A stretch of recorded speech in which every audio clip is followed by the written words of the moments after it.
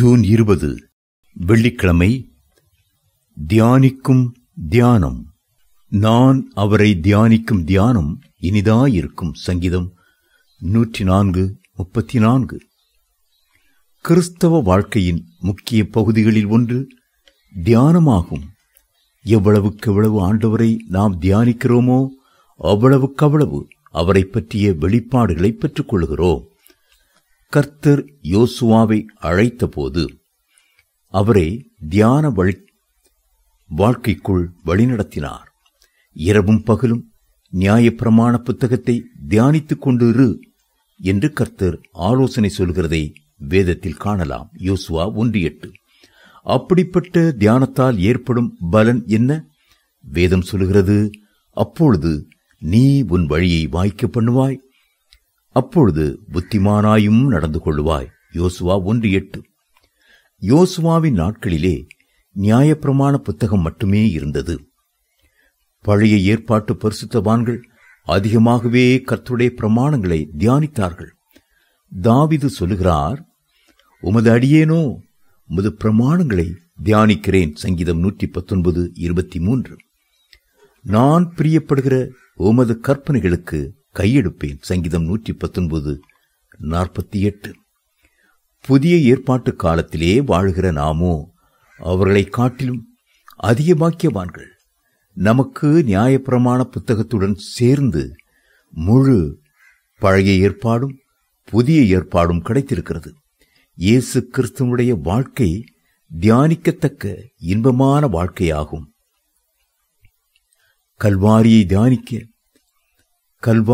தியானிக்க கல்வாரி அன்பினால் நம்முடைய இருதயமெல்லாம் பொங்குகிறது. பழைய ஏற்பாட்டு பரிசுத்தவான்களை விட நாம் அதிகமாக தியானிக்க கடமைப்பட்டிருக்கிறோம். தியானம் என்பது வேத வசனங்களை தியானிப்பது மட்டுமல்ல, கர்த்தருடைய மகிமையான செயல்களையும் நாம் தியானிக்க வேண்டும்.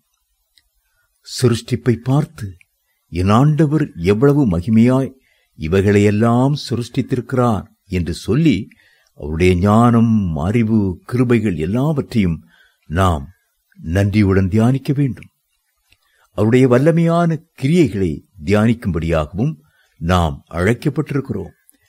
யோபுவை பார்த்து அவருடைய சிநேகிதன் சொல்கிறார், யோபே, இதற்கு செவிகொடும், தரித்து நின்று தேவனுடைய ஆச்சரியமான கிரியைகளை தியானித்து பாரும். யோபு 37:14. யோபுவின் போராட்டமான நேரங்களிலும் கர்த்தரை தியானிக்கிற தியானம் அவருக்கு இன்பமானதாகவே இருந்தது. மட்டுமல்ல, கர்த்தருடைய அதிசயங்களெல்லாம் தியானியுங்கள். வேதாகமத்தில் ஆதியாகமம் முதல் வெளிப்படுத்தின விசேஷம் வரையிலும் கர்த்தர் தம்முடைய பிள்ளைகளுக்கு செய்த எண்ணற்ற அற்புதங்களும் அதிசயங்களும் இடம்பெற்றிருக்கின்றன. அதையெல்லாம் தியானிக்க நமக்குள் விசுவாசம் எழும்பும். வேதத்தில் உள்ள பரிசுத்தவான்களுக்கெல்லாம்